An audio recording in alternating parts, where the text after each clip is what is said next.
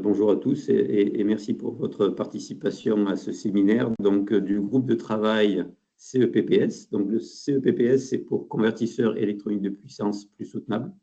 C'est un groupe qui réunit une grosse dizaine de laboratoires en France, avec une trentaine de membres inscrits et puis une bonne partie actifs. C'est un groupe qu'on a créé il y a quelques années avec Laurent Dupont et qui vise à promouvoir les actions et puis à les développer aussi, les actions autour de la soutenabilité en électronique de puissance. C'est d'ailleurs le sujet que je vais aborder aujourd'hui dans ma présentation, en essayant de présenter ce travail avec deux volets. Un premier volet qui sera plus pour essayer de justifier la raison pour laquelle aujourd'hui il faut porter une attention sur les enjeux de la soutenabilité en électronique de puissance. Et puis un deuxième volet où je présenterai un peu plus en détail la manière dont ça s'est traduit dans mon activité de recherche depuis quelques années. Alors, juste pour me présenter rapidement, donc moi je suis Jean-Christophe Crélier, je suis directeur de recherche au CNRS, en poste au laboratoire de génie électrique de Grenoble, donc le G2E Lab. Et je mène cette activité autour de la soutenabilité en électronique de puissance depuis maintenant un peu plus de 6 à 7 ans. Et aujourd'hui, l'intégralité de mon action est dédiée à cette activité. Alors, juste pour ceux qui ne connaîtraient pas ou peu l'électronique de puissance, je vais quand même très rapidement préciser ce que c'est. Donc, les convertisseurs d'électronique de puissance, ils assurent la liaison entre les sources de production de l'énergie électrique et les charges qui vont, elles, consommer l'énergie électrique. Donc, c'est un dispositif qui est un intermédiaire d'une certaine manière. C'est basé sur le découpage haute fréquence des grandeurs électriques. Et du coup, vous voyez à l'écran un convertisseur qui date de quelques années, mais qui est encore représentatif de la diversité et de la complexité du convertisseur. Alors, on retrouve des convertisseurs d'électronique de puissance, pour ainsi dire, un peu partout. Vous voyez ici, à gauche, en bas, des illustrations des endroits où on va trouver de l'électronique de puissance. Et puis, à droite, un schéma où on peut voir la diversité et la complexité des topologies qu'on va venir interconnecter sur le réseau de distribution électrique, que ce soit des sources comme le PV, l'éolien, etc., des systèmes de stockage, voire de contrôle des réseaux, et puis ensuite toutes les charges, que ce soit des moteurs, des microcontrôleurs, etc., etc. Donc on entrevoit ici la diversité et la quantité d'électronique de puissance qui prend une place de plus en plus importante dans la vie de tous les jours, et puisque maintenant nos voitures sont aussi électrifiées, même l'éclairage est de plus en plus fait à base d'électronique de puissance. On est sur une technologie qui est très mature d'un point de vue méthode de conception, procédé d'industrialisation. On arrive à convertir l'énergie électrique avec un minimum de pertes et des densités de puissance élevées avec un coût tout à fait compétitif. À droite, vous voyez un peu des illustrations de la diversité de ces convertisseurs qui peuvent prendre différentes formes. Je précise ici qu'on ne voit que des convertisseurs qui sont assemblés sous la forme de PCB, donc de circuits imprimés, mais on trouve des convertisseurs très compacts et très petits et inversement des convertisseurs très gros. Alors, je vais commencer ma présentation en faisant un peu un état des lieux des caractéristiques clés de l'électronique de puissance, et je vais commencer par brosser le tableau de ce qui s'est passé ces 20, 30, 40 dernières années dans la recherche en électronique de puissance pour mettre en avant tout ce qui a été fait au service de l'amélioration des performances en électronique de puissance. Donc, il y a eu beaucoup de travail en R&D au niveau aussi de l'industrie. Et tout ça a permis, c'est le premier point, d'améliorer très sensiblement l'efficacité, donc le rendement des convertisseurs d'électronique de puissance. Initialement relativement bas, aujourd'hui, on atteint des niveaux de rendement qui sont assez régulièrement compris entre 95 et 99% de rendement. Ce qui veut dire que la fonction de conversion coûte peu d'énergie à l'usage. Les slides qui sont à l'écran sont extraites d'un workshop qui a été organisé par ECPE en novembre 2024 autour des approches d'éco-conception en électronique de puissance. Et un des orateurs mettait en avant ici l'apport des technologies SiC pour améliorer encore plus le rendement. et obtenir de nouveaux gains en énergie, sachant que quand on regarde d'un point de vue environnemental, la part à l'usage de l'électronique de puissance est loin d'être négligeable. Donc du coup, pouvoir économiser plus d'énergie, c'est intéressant. Et là, on voit entre autres à l'écran, sur l'image de droite, que sur la technologie DRISE, à l'échelle mondiale, en intégrant des composants SiC, on pourrait gagner jusqu'à 100 TWh. Donc c'est colossal, hein, 100 TWh, c'est vraiment une très très grande quantité d'énergie. Pour la petite histoire, en France, la production nucléaire, c'est environ 400 TWh à l'année. Donc, vous voyez, c'est quasiment un quart du parc nucléaire français, potentiellement 100 TWh d'économie, c'est énorme. Mais en même temps, ce que j'aimerais mettre en évidence, c'est que 100 TWh sur un convertisseur qui est de l'ordre de 98 à 99% de rendement, ça veut dire qu'il y a environ 10 000 TWh convertis, ce qui est aussi une quantité très, très importante.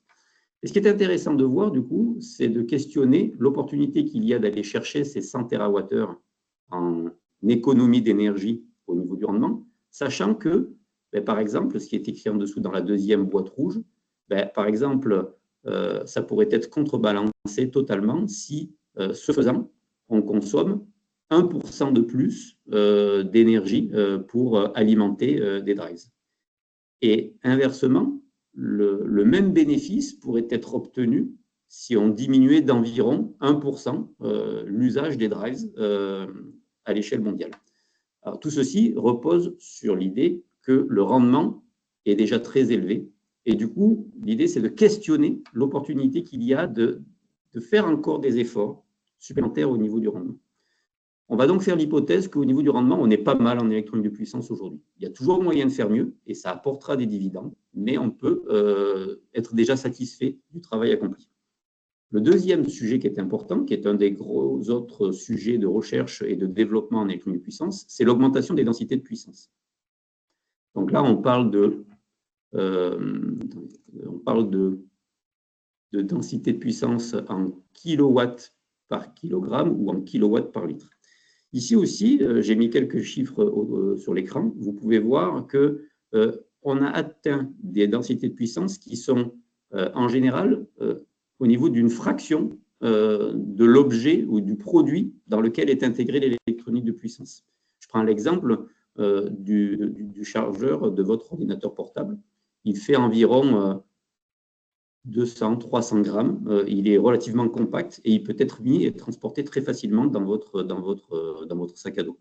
Donc aujourd'hui, la densité de puissance de la plupart des systèmes d'électronique de puissance est très satisfaisante et elle permet, que ce soit pour des applications de mobilité ou statique, d'avoir des choses qui sont de bonne facture.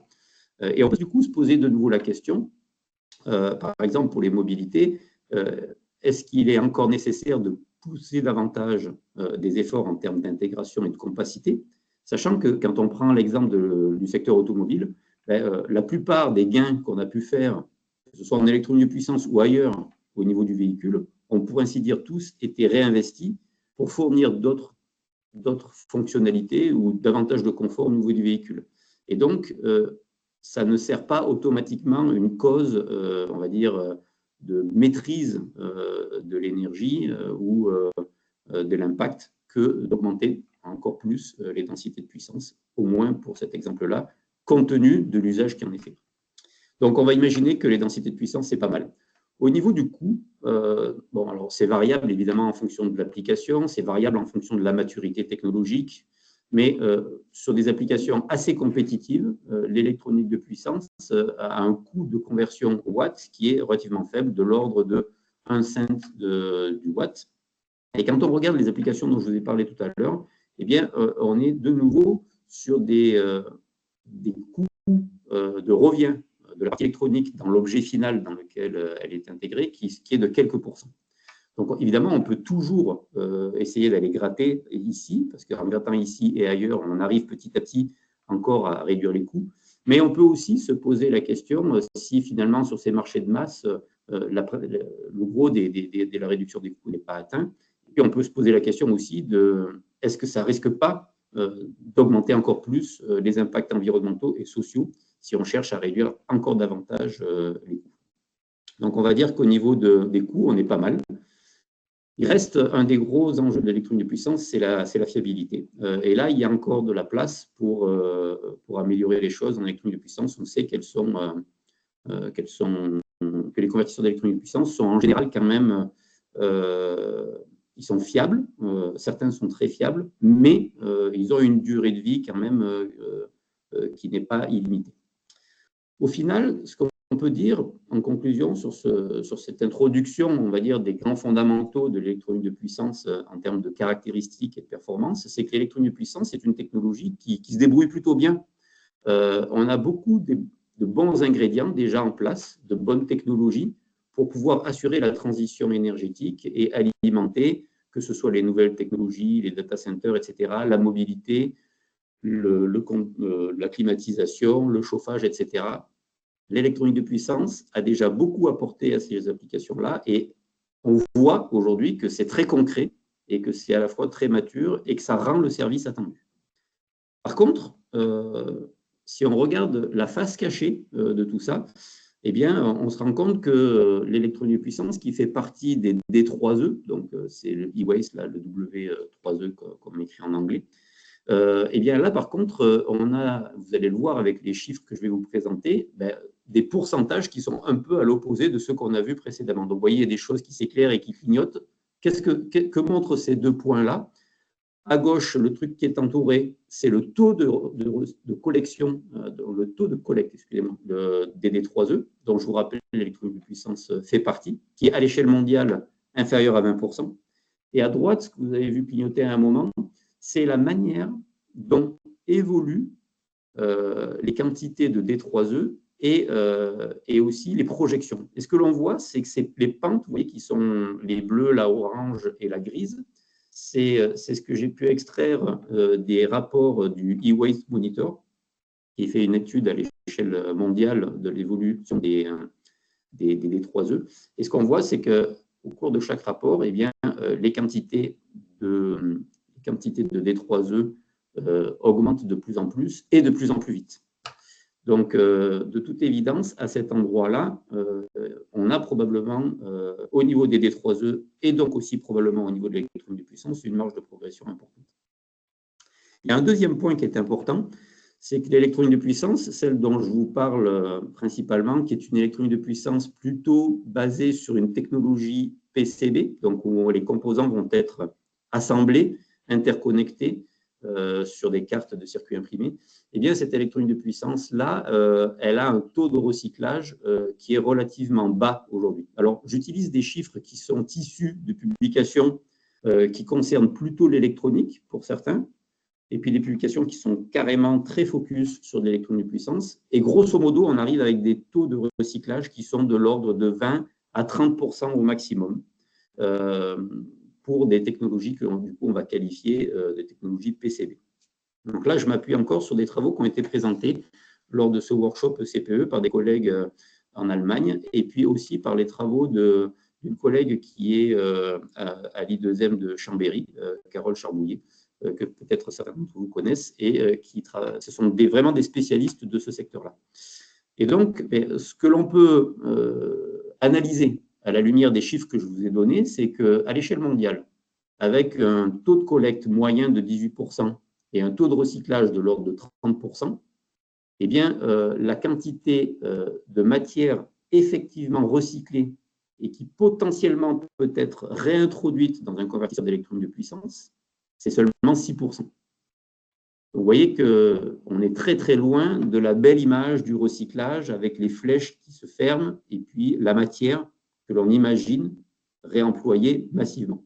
Ce n'est pas le cas pour les technologies PCB et ce n'est donc pas le cas pour les technologies PCB électronique de puissance. Alors vous allez me dire, l'Europe est un bon élève. C'est vrai qu'en l'Europe, à l'échelle européenne, excusez-moi, le taux de collecte est plus élevé et les taux de recyclage sont sensiblement plus hauts. Alors, les taux de recyclage, encore là, il y a des aspects sémantiques, il faut faire attention, parce que les taux de recyclage, c'est ce qui part effectivement en recyclage. Ça n'est pas automatiquement la quantité de matière qui est recyclée. Mais on va faire l'hypothèse que c'est le cas. Et ce que l'on voit dans ce cas-là, c'est qu'en faisant le produit donc, de ces deux pourcentages, eh bien, on arrive à un taux de réemploi, on va dire, de la matière qui est de l'ordre de 33% pour le premier cycle. Et puis, si on imagine un deuxième cycle, eh bien, dans ce cas-là, donc un premier cycle, excusez-moi, donc une matière qui est recyclée, qui est remployée sur un second produit, et puis une matière qui est à nouveau recyclée, qui est remployée dans un troisième produit, eh bien, on ne retrouve que 11% des matériaux initialement utilisés pour faire le premier produit. Donc, à nouveau, à cause de taux qui ne sont pas suffisamment élevés, on a un appauvrissement très rapide du réemploi de la matière première et utilisée initialement. Donc, au niveau des taux de recyclage, il y a moyen de faire mieux. Alors, ce qu'il faut voir, c'est que là, on a beaucoup parlé fin de vie, mais le problème se pose aussi à la fabrication, puisqu'en fait, si on ne réemploie pas la matière qui a été utilisée initialement, ça veut dire qu'il faut en extraire davantage. Or, ce que l'on constate, alors ce n'est pas moi qui le fais de nouveau, hein, ça c'est encore une publication qui le présente, c'est qu'aujourd'hui, nos capacités à extraire des minerais de bonne qualité s'amenuisent parce que nous avons épuisé, en tout cas nous avons fortement sollicité les mines avec des forts taux de concentration en matières premières. Et donc, du coup, maintenant, il faut de plus en plus apporter de l'énergie pour extraire davantage de matière brute, hein, pour en extraire la matière noble qui va nous intéresser. Par exemple, et ça, Olivier Vidal du laboratoire ISTER le met très bien en évidence, le cuivre va devenir un matériau critique très prochainement parce que face à la croissance des besoins pour la transition énergétique, eh bien, on va avoir de plus en plus recours à ce matériau qui est un excellent conducteur, qui est le matériau favori de l'électricien. Et donc, il va falloir aller en chercher davantage de ce matériau. Et donc, l'enjeu, eh bien, c'est de trouver des nouvelles ressources. Et là, le risque, c'est bien évidemment, par exemple, d'aller miner en eau profonde pour aller chercher, par exemple, là, des nodules qui sont très riches en matières premières. Donc, on va aussi probablement, à cause d'une économie linéaire en place, à cause du fait qu'on n'arrive pas assez à récupérer de l'énergie, à cause aussi du fait qu'on va mettre en place une transition énergétique qui est nécessaire, je ne remets pas en cause cette nécessité, eh bien on va mettre une grosse pression sur les matières premières. Et puis, ça, c'est sans oublier, alors là, j'ai un peu digressé, excusez-moi, donc ça pilote dans tous les sens alors que le discours n'est pas en face, mais comme je le disais juste avant, dans l'économie linéaire qui est en place, il n'y a quasiment aucune place pour l'économie circulaire, en particulier sur les produits business to consumer, donc pour les produits grand public. Et donc là, eh bien, on a, pour ainsi dire, des convertisseurs qui ne sont absolument pas conçus et produits en vue de gérer la fin de vie. En particulier, pas la fin de vie ultime, mais la fin d'usage. C'est-à-dire que, par exemple, je suis face à une défaillance. Nos capacités aujourd'hui pour mettre en place une séquence de réparation en électronique de puissance sont très faibles. Pourquoi? Parce que le système est très compact, il est complexe, donc il est difficile à diagnostiquer. Il faut sourcer des composants. Certains sont des composants à façon. Et donc, aujourd'hui, l'électronique de puissance est peu préparée pour mettre en place la circularité. Voilà. Donc, du coup, face à ce constat-là que je viens de vous dresser, alors, il ne se veut pas alarmant, en fait. Hein, ce n'est pas mon objectif. Mais on pourrait se dire, mais alors, qu'est-ce qu'il faut qu'on fasse? Est-ce qu'il faut qu'on se mette en grève? Est-ce qu'il faut qu'on arrête de faire de la recherche? Moi, personnellement, je ne pense pas qu'il faut faire ça. Et je pense qu'on a encore, au contraire, avec ce que je vous ai présenté, des choses importantes à faire pour faire monter ces taux de recyclage, ces taux de réparation, ces taux de circularité en électronique de puissance. Et donc, bien, c'est ce que je vais essayer de vous présenter maintenant dans les slides qui suivent, avec l'idée d'essayer d'infléchir les pratiques de conception et de fabrication en introduisant davantage de capacité à évaluer les impacts environnementaux induits par nos choix de conception.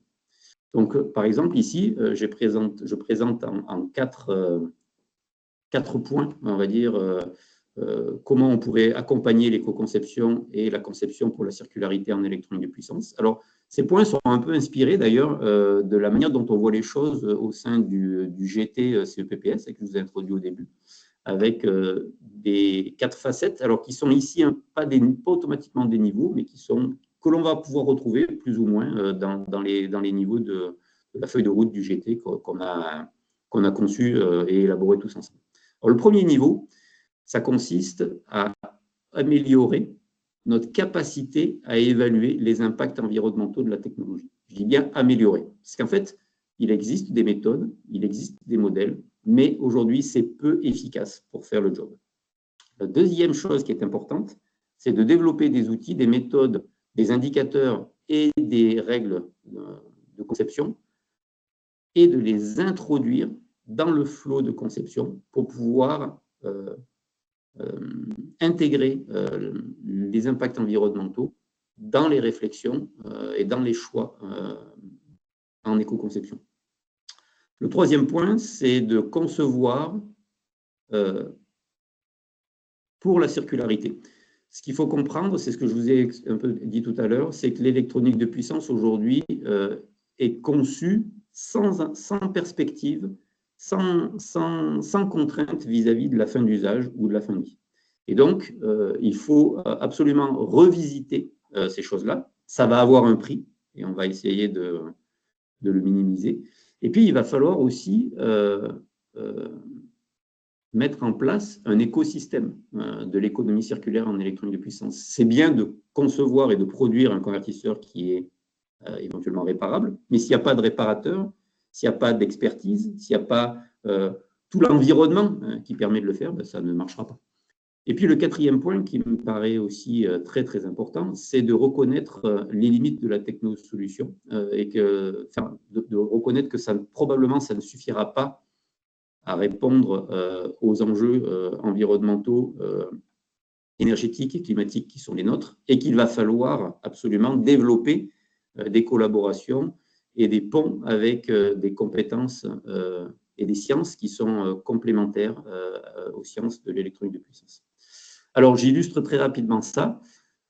Ici, je récupère les travaux qui sont faits par nos collègues Hamid Benhamed et qui sont une très belle illustration de l'évaluation de l'impact environnemental à travers l'application de la méthode analyse sur cycle de vie, donc Life Cycle Assessment en anglais, où on essaie de voir au-delà du CO2, puisqu'on est très, très omnubilé par ce CO2, ces émissions de CO2. Et donc là, l'idée, c'est de voir au-delà en appliquant une méthode qui permet de vraiment appréhender de multiples impacts environnementaux dans l'évaluation.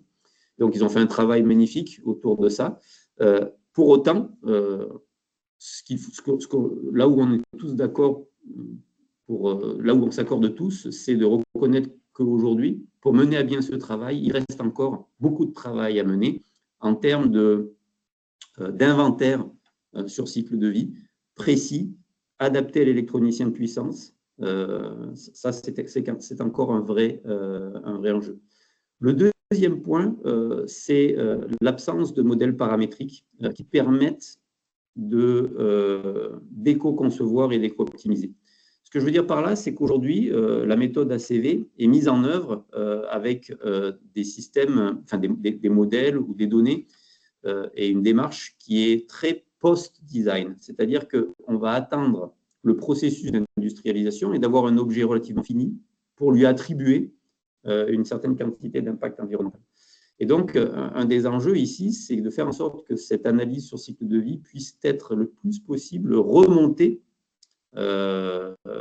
très tôt dans les étapes du cycle de conception, voire même, si possible, au moment des spécifications. Et pour ça, il faut travailler sur des outils qui vont être adaptés pour faire ce travail. Et il faut travailler aussi sur des modèles qui vont être du coup des modèles plus grosse maille, parce qu'en fait, on n'a pas encore une liste de composants, mais qui vont pouvoir accompagner la prise de décision très tôt dans le processus de conception. Le deuxième point, donc évidemment, c'est de développer la conscience, de conscientiser en quoi les pratiques de conception, aujourd'hui en électronique de puissance, peuvent être source de renforcement des impacts environnementaux. À droite, vous voyez, vous voyez plein de photos qui ont été prises au laboratoire pour la plupart et qui montrent la diversité des convertisseurs d'électronique de puissance, que ce soit à l'échelle du composant ou à l'échelle de la topologie du convertisseur complet, de son package. Les convertisseurs, aujourd'hui, pour atteindre de hauts niveaux de performance, rendement, densité de puissance, coût, fiabilité, sont très customisés, très adaptés à chaque cas d'usage. Ça se traduit par beaucoup d'hétérogénéité à de multiples niveaux du convertisseur, que ce soit au niveau des composants, au niveau des matériaux, des composants, des techniques d'assemblage et d'interconnexion, le choix de la topologie, mais aussi, quand on regarde un peu moins sur les couleurs et les formes, il va y avoir, par exemple, le choix de la loi de commande, ou encore les hétérogénéités en termes de fiabilité, ou encore les inerties thermiques et les facteurs de forme des différents composants. Et ce qu'il faut bien sentir, c'est que toutes ces hétérogénéités, chacune à leur manière, vont être des obstacles à la mise en place de la circularité. La circularité qui peut être, je vous le rappelle, ce n'est pas automatiquement de la réparation, hein, ça peut être juste du recyclage. Hein. Je ne suis pas automatiquement là à prêcher exclusivement la réparation ou le réemploi. Cette forte hétérogénéité nous empêche aussi aujourd'hui de rendre le recyclage viable, compétitif, tant au niveau coût que de la qualité des produits qui vont être réalisés. Et c'est là qu'on peut se poser la question de savoir si, à tout le temps vouloir chercher l'optimum, est-ce que finalement, on ne s'éloigne pas d'une solution qui, globalement, pourrait être plus vertueuse? Et serait-il peut-être nécessaire de passer du mieux au suffisant? Et essayons de voir si l'électronique de puissance pourrait être optimisée d'une manière différente, avec une vision plus globale et moins spécifique pour chaque application. Le troisième point, donc ça vous l'avez quand même compris aussi, je suis quand même, mine de rien, même si tout à l'heure j'ai dit que je ne veux pas vendre la circularité à tout prix, je considère que c'est un atout fort à faire entrer dans la filière électronique de puissance. Et donc, je pense qu'il faut très fortement développer des convertisseurs d'électronique de puissance dans la perspective de la gestion de la fin de vie ou de la fin d'usage, avec l'idée de développer des solutions qui vont pouvoir se reboucler plusieurs fois, idéalement à l'infini. On sait que c'est impossible. Il y a toujours de l'entropie, de la perte de matière qui va faire qu'on n'arrivera pas à boucler de manière infinie, mais on peut se donner ça comme objectif. Évidemment, je l'ai dit tout à l'heure, il faut développer l'écosystème qui va avec, développer le cadre légal, renforcer la responsabilité du fabricant, parce qu'il a un impact très fort dans les choix qu'il fait sur l'opportunité qu'il y a de boucler cette boucle.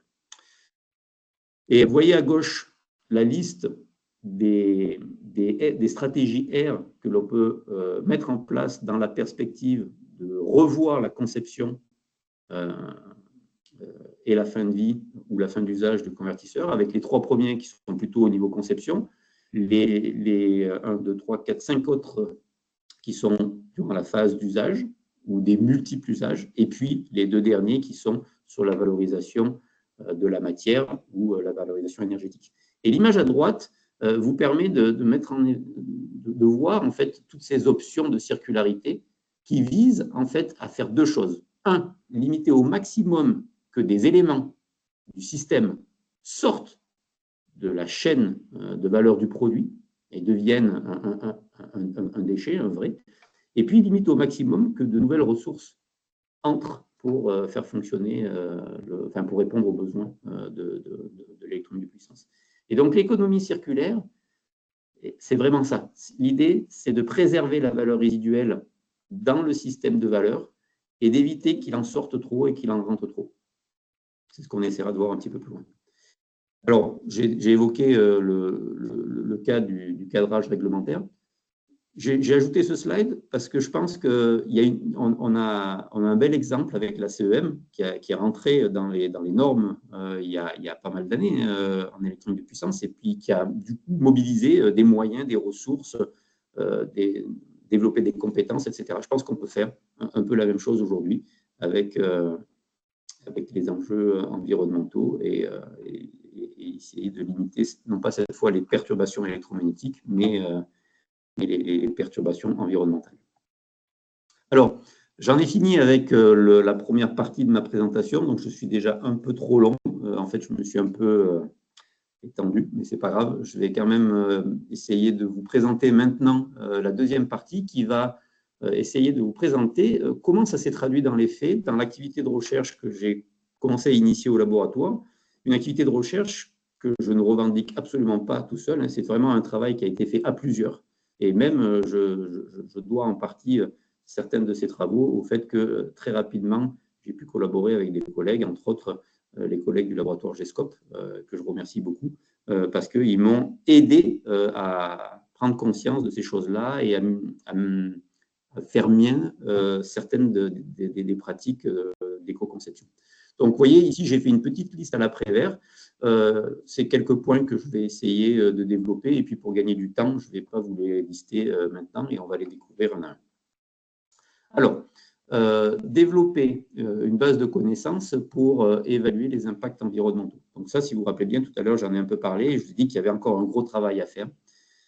Et c'est vrai qu'on est face à une difficulté, nous électroniciens de puissance, parce que, en fait, on a un peu tout oublié de la manière dont on fabrique un composant, voire même des matériaux qui le composent. Alors, je ne dis pas que tout le monde a tout oublié, mais c'est très difficile de maîtriser tous les matériaux, de tous les composants qu'il y a en électronique de puissance. Et du coup, c'est aujourd'hui une difficulté parce que en étant des concepteurs, on s'appuie sur un niveau d'abstraction, on a des composants face à nous, et c'est très difficile de regarder plus en profondeur qu'est-ce qui se cache derrière ces composants. Alors pourquoi c'est difficile? D'une part parce que on s'est satisfait pendant longtemps des caractéristiques des composants telles qu'elles nous étaient données, c'est-à-dire des caractéristiques fonctionnelles.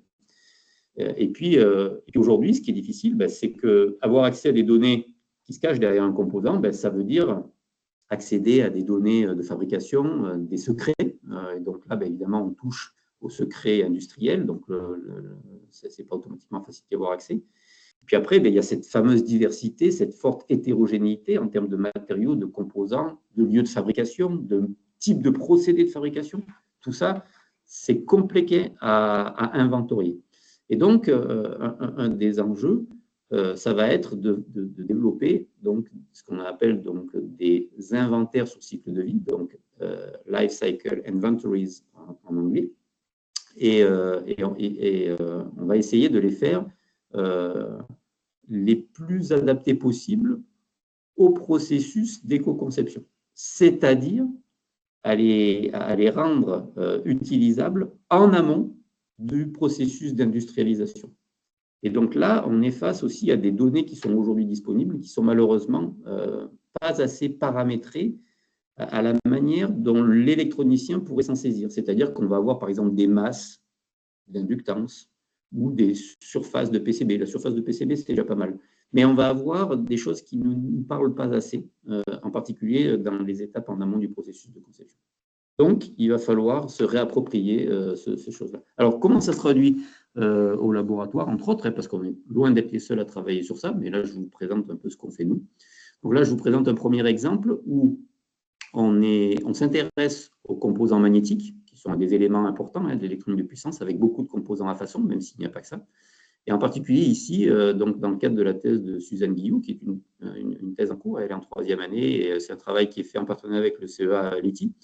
On essayait de voir si on allait pouvoir utiliser les données d'inventaire disponibles dans les bases de données commerciales, et sinon, comment on pouvait nous-mêmes paramétrer finalement ces fameux torts de mode commun, puisque ça c'est l'exemple qui est pris ici, en fonction de caractéristiques électriques. Donc, vous voyez à droite le tableau ou le graphique, on voit une valeur d'inductance qui évolue avec en fonction de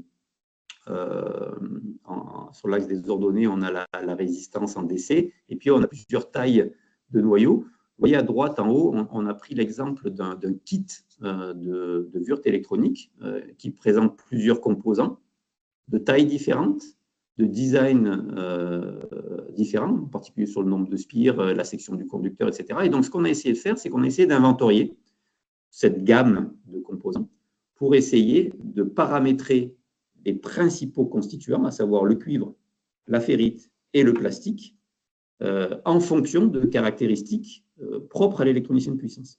À gauche, vous voyez la proportion, donc ça c'est les graphiques avec les différentes catégories d'impact, et vous voyez le poids du cuivre au relatif de la ferrite et au relatif du plastique. Et on voit donc que pour beaucoup de catégories d'impact, le cuivre doit être, il est prépondérant et il faut bien l'estimer.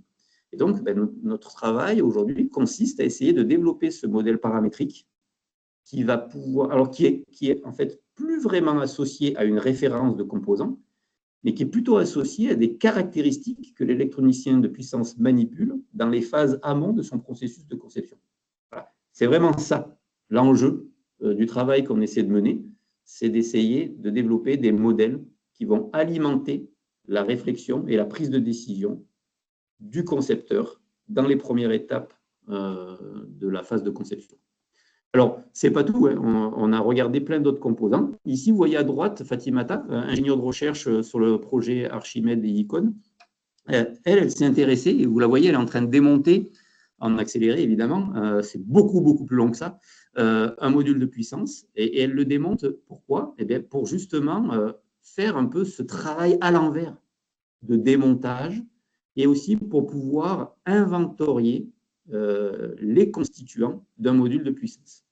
Alors pourquoi on s'est attaché? Bon, déjà, pourquoi le module de puissance? Bon, ça c'était un peu le cadre du projet dans lequel on travaillait, mais le module de puissance, c'est aussi un peu le composant emblématique de l'électronique de puissance. C'est vraiment un composant qui est fait pour l'électronique de puissance. Vous voyez, à gauche, il y a la diversité des modules de puissance avec ce que nous on a appelé des key parameters, qui sont la taille du package, la topologie à l'intérieur, des choses de ce style-là. Donc, il y a beaucoup, beaucoup de modules de puissance produits aujourd'hui avec une grande diversité de types de technologies d'interconnexion, de types de refroidissement, de types de passivation, de types de topologie, de types de puces semi-conducteurs intégrés dedans. C'est très, très difficile d'arriver à prendre du recul et essayer de développer des modèles paramétriques d'inventaire d'une telle diversité. Donc, c'est quand même ce qu'on a essayé de faire. À gauche, vous voyez en coupe un module de puissance. Vous retrouvez un peu des ingrédients avec les puces, le DBC, le baseplate, le lead frame, etc. Et puis, à droite, vous avez le camembert, c'est l'inventaire des principaux composants pour un module de puissance qui a été démonté. On voit qu'il y a pas mal, donc il y a une proportion de cuivre qui est importante, mais on voit qu'il y a plein d'autres petits matériaux. Et puis, alors, c'est un peu masqué par le camembert, mais vous voyez les catégories d'impact où on compare deux technologies de modules de puissance. Voilà, les références sont données en dessous. Et on voit que, en fonction du module de puissance, eh bien, on a des impacts environnementaux qui ne sont pas du tout dans les mêmes ordres de grandeur. Donc, il est probablement possible d'infléchir la conception des modules de puissance au regard des impacts environnementaux. Et donc là, l'idée, ça a été de produire des modèles d'inventaire paramétrés de modules de puissance pour accompagner la prise de décision, non pas de l'utilisateur du module, mais du concepteur de module de puissance. Un autre exemple que je présente ici, cette fois, alors on est sur le dissipateur. Le dissipateur, c'est donc le système qui va extraire et épanouir la chaleur pour la dissiper avec l'ambiant, la chaleur qui est produite par le module de puissance. Donc on est toujours dans le cadre du projet Archimède. Cette fois, c'est Thibaut Abry, ingénieur de recherche, qui est à l'œuvre. Et donc là, ce qu'on a essayé de faire, c'est de développer un modèle d'inventaire paramétrique d'un dissipateur en fonction d'une caractéristique très connue de l'électronicien de puissance, qui est la résistance thermique du dissipateur. Alors là, j'invite les gens que ça intéresse à essayer de voir les datasheets constructeurs, et vous serez surpris de vous rendre compte qu'en fait, la plupart des datasheets ne présentent pas une donnée qui est pourtant importante et que l'électronicien de puissance a besoin, c'est la donnée masse. La masse des dissipateurs est rarement mise à disposition dans les données constructeurs. Et c'est un vrai problème quand on veut faire de l'inventaire sur cycle de vie, parce que durant la phase de production, on a besoin de cette information. On a besoin d'autres informations, mais celle-ci est importante. Du coup, le travail de Thibaut a consisté à répertorier plein de documentation constructeur. Donc, vous voyez, il a récupéré 300 profils de dissipateurs et il les a numérisés. C'est-à-dire qu'il a regardé la section et il a fait un prorata de surface de cuivre sur une section donnée.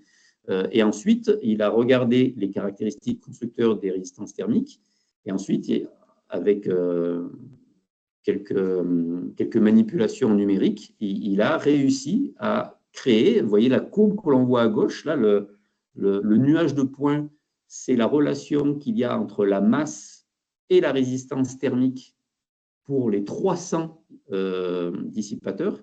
Et puis en bleu, vous avez la corrélation qui permet, alors ça ne colle pas évidemment avec tous les dissipateurs, mais ça donne une très bonne tendance quand même. Et puis on voit que c'est fiable quand même à 95%, puisque pour ainsi dire, l'intégralité des dissipateurs rentre dans la tolérance. Donc ça c'est un exemple où on n'a pas la donnée à disposition et on va s'appuyer sur des données qui sont en fait les vraies données, puisqu'en fait, ces dissipateurs existent, c'est ceux qu'on utilise quand on fait de l'électronique de puissance, et on va essayer du coup de créer cette liaison pour le plus tôt possible pouvoir en tenir compte. Parce que derrière le module de puissance, dont je vous ai parlé tout à l'heure, il y a la partie thermique qui est super importante.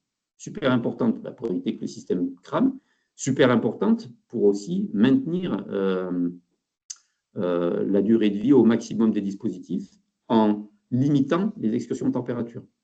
Et du coup, en faisant un gros refroidisseur. Et là, un gros refroidisseur, maintenant, on est capable d'appréhender l'impact environnemental, au moins à la fabrication. Et en fait, ce qu'on est même en train de faire avec Thibaut, c'est qu'on le fait aussi à l'usage, puisque maintenant, dans le cas des applications à conversion forcée, on est capable de prendre en compte et le ventilateur qu'il faut associer, sa masse, etc., mais aussi sa consommation. Voilà un autre exemple du travail que l'on fait. Alors, il faut que j'avance parce que là, je passe beaucoup de temps sur ce point-là. Sachez, et je ne vais pas le détailler, qu'on regarde aussi avec Jia Dongyu, qui est un autre ingénieur de recherche sur le projet Archimède. Cette fois, on regarde les inventaires et on essaie de faire des inventaires paramétrés sur toute la fin de vie et plus spécifiquement le recyclage des modules de puissance. Je reste encore sur cet aspect module puissance parce qu'on est dans le projet Archimède et que c'est un objet qui est très intéressant à étudier. Donc là, qu'est-ce qu'a fait Jiadong? Il a regardé toutes les étapes depuis la collecte jusqu'à la régénération, c'est-à-dire la fabrication du matériau avec des propriétés équivalentes au matériau d'origine.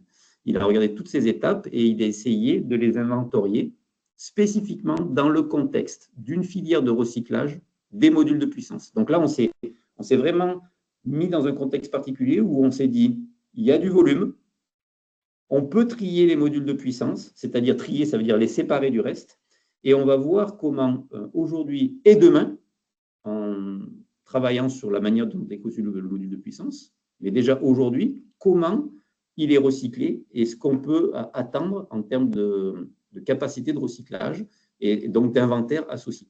Et donc voilà, donc là je suis obligé de passer, hein, parce que sinon je vais passer trop de temps, mais on compare ici par exemple les impacts environnementaux d'un cuivre primaire et d'un cuivre secondaire.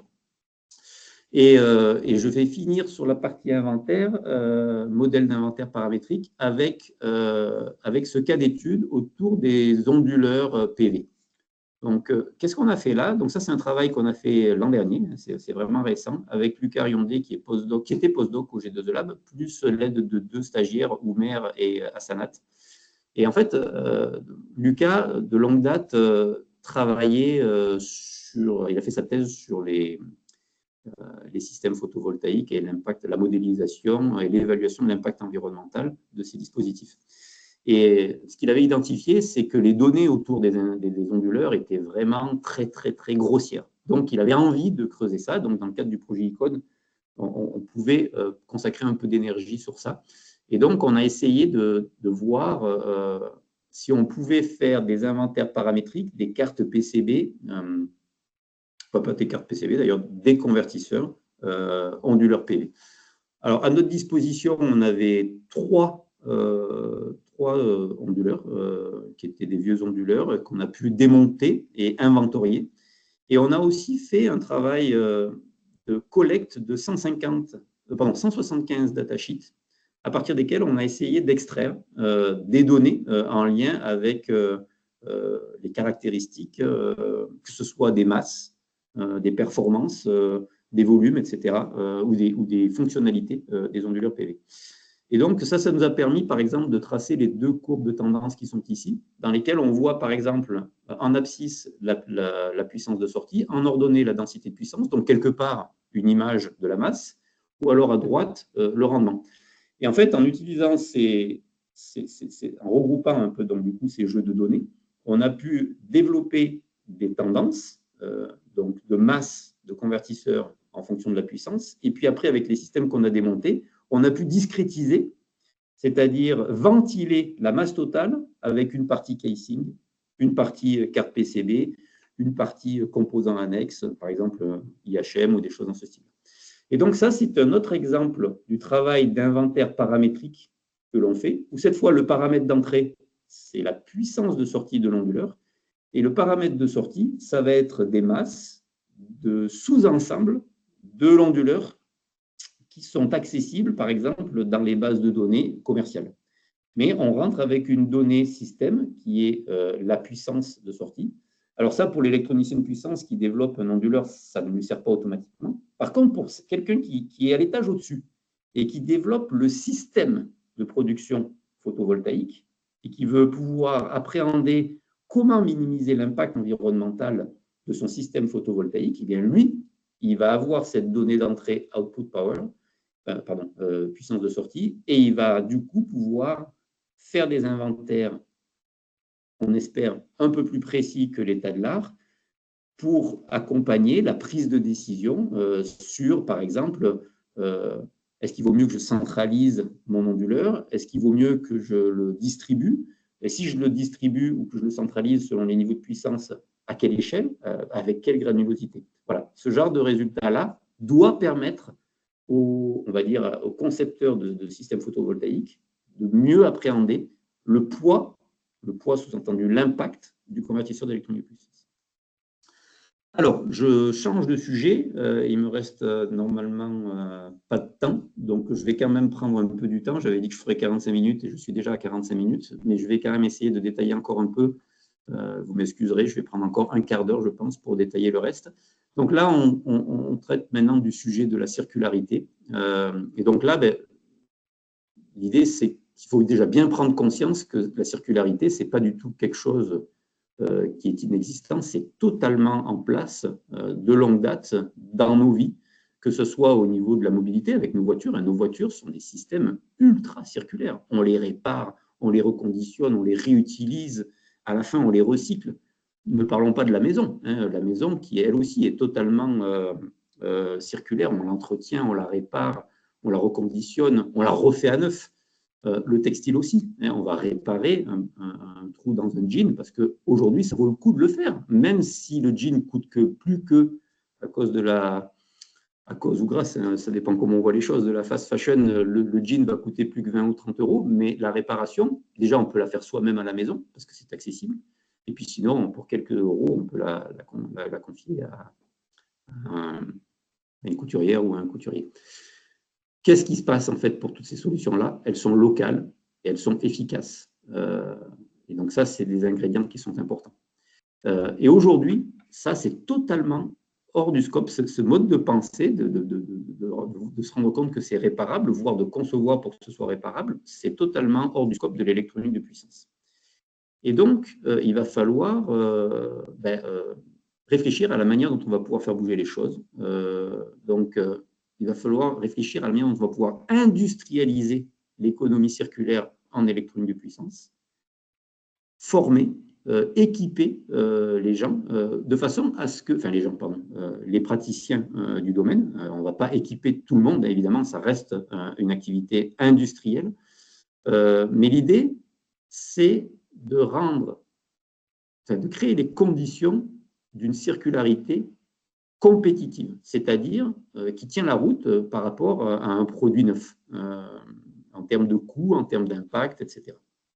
Et donc, il va falloir travailler à l'adaptation des convertisseurs d'électronique de puissance. Alors pour ça, on peut prendre, il y a des beaux travaux qui ont été faits dans les années 70. Je cite souvent le philosophe Ivan Illich qui a mis en évidence cette notion de technologie conviviale.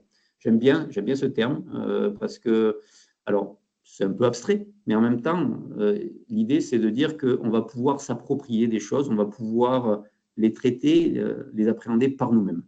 Alors, l'électronique de puissance, je suis bien conscient que pas tout le monde ne pourra réparer de l'électronique de puissance, mais l'idée, c'est d'essayer de la rendre un peu plus accessible et par un plus grand nombre de personnes, de façon à ce que localement, on puisse, avec des équipements modestes en termes d'outils, avec une compétence raisonnable, une expertise raisonnable, qu'on puisse faire des choses. Alors, de quoi on a besoin pour faire ça? C'est ce qu'on essaye de voir un peu dans les travaux qu'on mène en ce moment. Et donc, une des manières de faire, c'est de, par exemple, s'inspirer, sans vouloir faire de l'électronique de puissance low-tech. L'électronique de puissance, c'est fait avec des semi-conducteurs, c'est fait avec des technologies PCB, beaucoup de procédés collectifs. C'est une technologie qu'on peut qualifier de high-tech, en fait. Mais on peut s'inspirer d'une manière low-tech pour voir comment on peut rendre cette électronique de puissance plus facile à comprendre et reposant, par exemple, sur des composants plus faciles à sourcer, plus faciles à utiliser et puis peut-être moins chers.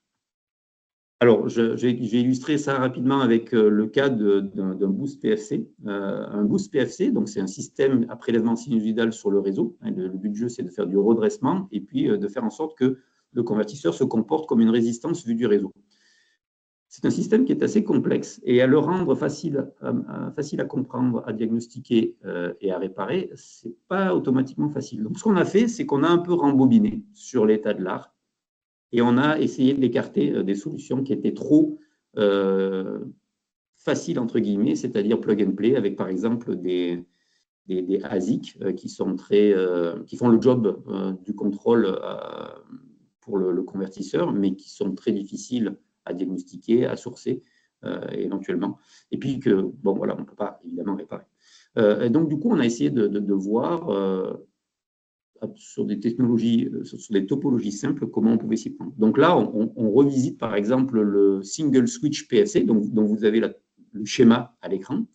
Et ce qu'on a essayé de faire dans le cadre de la thèse de Gaëtan Heller, c'est qu'on a essayé de revisiter les lois de commande pour essayer de réduire la quantité d'instrumentation et aussi la complexité du système de contrôle au prix, on est conscient, d'un possible compromis en termes de performance. Donc ça va faire l'objet d'une analyse comparative au niveau ACV pour voir si, lorsqu'on va introduire des formes de simplification ou de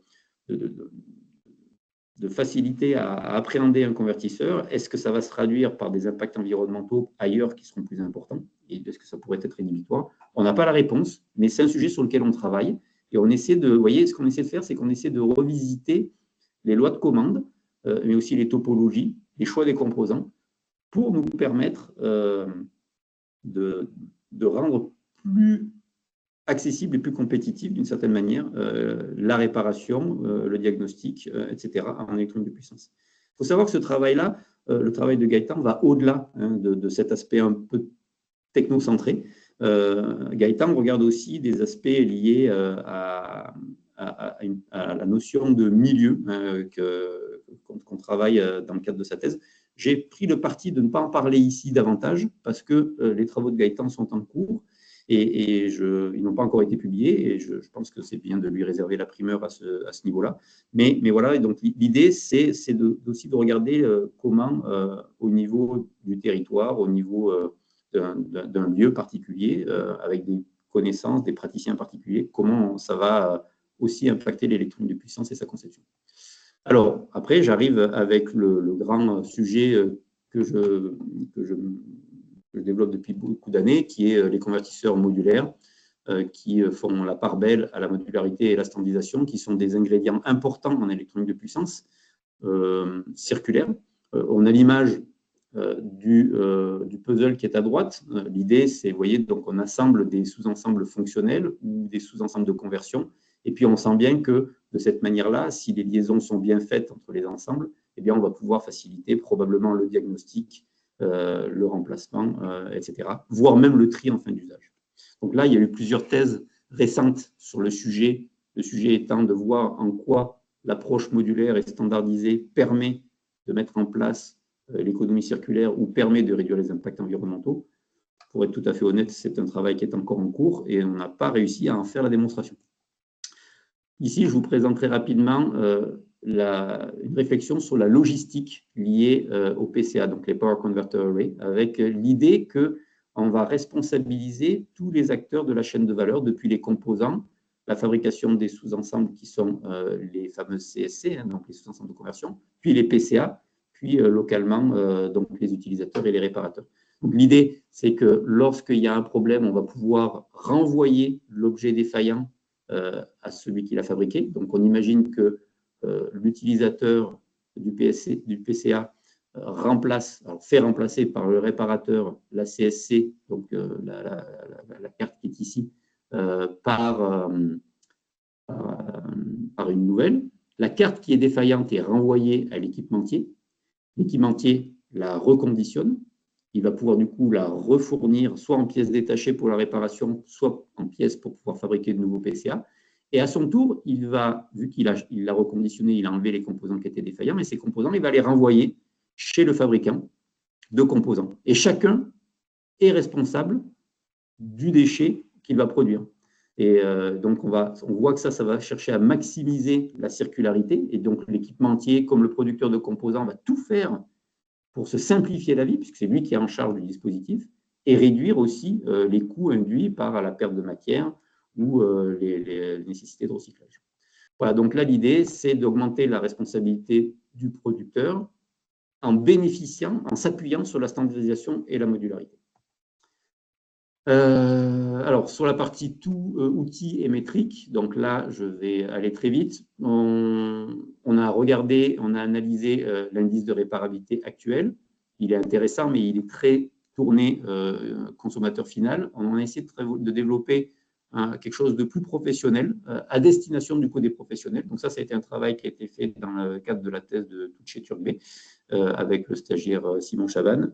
Et on a développé du coup celui-ci. J'ai malheureusement plus le temps de vous le détailler. L'idée, en gros, c'est de le customiser beaucoup plus pour le domaine de l'électronique de puissance, d'intégrer dedans les enjeux PCB qui ne sont absolument pas pris, donc je veux dire par là la réparation au niveau du PCB qui ne sont pas pris en compte au niveau de l'indice de réparation actuel, et puis de mettre en évidence aussi des drapeaux, des warnings, lorsque un critère en particulier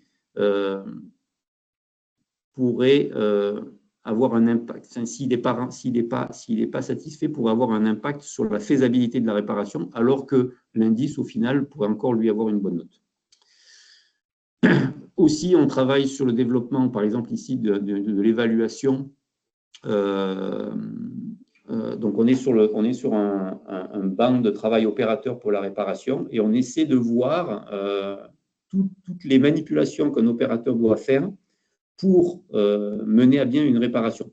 En particulier, le cas de dessouder un composant et ressouder un composant. Ça, c'est un incrément qu'on a fait par rapport aux connaissances existantes. Et donc là, l'idée, c'est de dire que grâce à cet indicateur, eh bien, on va pouvoir voir comment il faut agencer le dispositif pour faciliter, ou plutôt minimiser, le nombre de mouvements, la quantité de mouvements, le type de mouvement, certains étant plus chronophages que d'autres, de l'opérateur pour pouvoir faire cette réparation.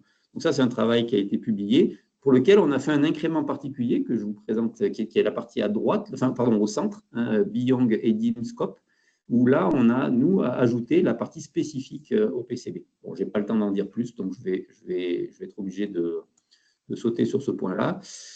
On a travaillé aussi avec Li Fang, qui était encadré par Modrio et Pierre Lefranc dans le cadre du projet Vivae, sur l'utilisation de sa méthode pour l'éco-dimensionnement d'un module de puissance. Donc là, l'idée, ça a été d'utiliser les modèles d'inventaire paramétrés que je vous ai présentés au début et de voir comment on pouvait les faire remonter dans le processus de conception le plus tôt possible pour pouvoir infléchir les choix de conception avec des résultats qui sont assez intéressants. On les a appliqués uniquement sur la boucle de circularité recyclage et on voit qu'il y a moyen de faire des choses intéressantes si on retravaille le module de puissance, par exemple, en autorisant un désassemblage facilité des parties métalliques par rapport aux parties plastiques. Le travail de Luca Pinto sur l'assemblage et le désassemblage des cartes PCB les unes sur les autres. L'idée ici, c'est qu'on est sur l'approche PCA que je vous ai présentée tout à l'heure. Tout à l'heure, je vous ai très rapidement parlé du fait qu'il fallait que les liaisons soient faciles à utiliser. Je ne vous ai pas dit que c'était un problème de l'approche modulaire. En fait, ça en est un. Quand on fait une approche modulaire, et en particulier en électronique de puissance, il va falloir interconnecter des composants de puissance et donc des sous-ensembles dans le cas présent. Et donc là, ce n'est pas facile de pouvoir le faire de manière efficace, performante, faible coût, faible impact environnemental et durable dans le temps. Donc c'est ce qu'essaie de faire Luca dans son travail de thèse. Et c'est un travail qui est en cours, pour lequel je n'ai pas beaucoup plus à vous montrer que des images de ce type-là pour l'instant, qui sont conceptuelles, parce que le travail est encore en cours de réalisation. J'ai presque fini quand même. Développer la sensibilité de notre communauté dans ce domaine. Vous voyez, par exemple, à l'échelle du GTCEPS, on est une trentaine, c'est loin d'être suffisant. Il faut absolument que tout le monde soit sensibilisé à ça. Donc, il faut communiquer, partager nos points de vue, fournir le plus possible de données en open access, donc pour que les gens puissent les réutiliser, développer des supports d'éducation pour que les gens montent en compétences très massivement dans notre domaine. Donc là, par exemple, on a fait un MOOC là récemment, on est en train de le finaliser, c'est un peu plus long que prévu, avec plusieurs experts qui ont travaillé dans le laboratoire ou avec lesquels on a collaboré pour mettre en évidence des pratiques d'éco-conception appliquées à l'électronique de puissance. Dans le cadre des projets européens que je vous ai cités, on développe aussi des webinaires et des vidéos pour pouvoir faire la promotion de l'éco-conception en électronique de puissance. Et puis, le dernier point que je voudrais évoquer, c'est un peu le quatrième étage. À un moment, je ne sais pas si vous vous rappelez, là, moi, j'ai parlé du fait que probablement la technosolution ne fera pas tout. En fait, ce qu'il faut bien comprendre aujourd'hui, c'est qu'à chaque fois qu'on améliore les performances, et c'est quand même, la vie de tous les jours nous le prouve, ça se traduit souvent par des effets rebonds. C'est-à-dire que tous les gains de performance qu'on obtient nous permettent de faire plus et donc finalement de consommer davantage. Et il n'y a, à ma connaissance, pas de contre-exemple, que ce soit au niveau de l'aviation, au niveau de la mobilité électrique, au niveau de la microélectronique, et même au niveau de l'électronique de puissance. L'amélioration des performances se traduit quasi systématiquement par une augmentation des consommations. Et donc, ça, c'est ce qui est le fameux effet rebond. Et donc, si on veut vraiment s'en sortir, je ne dis pas qu'il faut arrêter d'améliorer les performances, mais il faut reconnaître le fait que ça ne va pas être suffisant pour réellement avoir un impact sur notre environnement et par exemple sur les émissions de CO2 et les pollutions induites par la production de ces systèmes. Et qu'il va falloir probablement, en fait, il ne faut pas que je dise probablement, et il faut penser également sobriété. Je pense aussi qu'il faut que nous, en tant que scientifiques, en tant que chercheurs, on reconnaisse les limites de la technosolution et qu'on communique largement sur ce sujet. Éventuellement même, si on en a peur et si on doute sur ces choses-là, je pense qu'il ne faut pas avoir peur d'en parler de façon à sensibiliser les citoyens sur les enjeux qui sont là aujourd'hui. Trop de messages laissent entendre que la technologie va résoudre le problème. La technologie va pouvoir ralentir si on en fait un bon usage, mais il va falloir probablement faire bien plus que ça. Et donc, j'invite vraiment même les chercheurs en électronique de puissance à prendre en compte d'autres dimensions scientifiques dans les travaux qu'ils mènent. Alors voilà, c'est mon dernier slide où en fait, ça revient un peu à ce que j'ai dit là, où on voit en fait que malgré tous nos efforts en termes d'essayer de modérer notre consommation d'énergie à gauche, on voit que la consommation énergétique mondiale ne fait que augmenter. Malgré tous les efforts au niveau de la microélectronique, eh bien, la consommation de la microélectronique ne fait que augmenter, voire même elle va exploser avec l'intelligence artificielle. Et donc, si on ne veut pas que notre planète devienne un peu trop chaude et un peu trop pleine de déchets électriques et électroniques, je pense qu'il faut retrousser les manches et attaquer le sujet de front. Voilà, je vous remercie. J'ai été un gros quart d'heure plus long que prévu. J'espère que c'était tout de même intéressant et je suis disponible s'il reste quelques personnes pour échanger et répondre à des questions.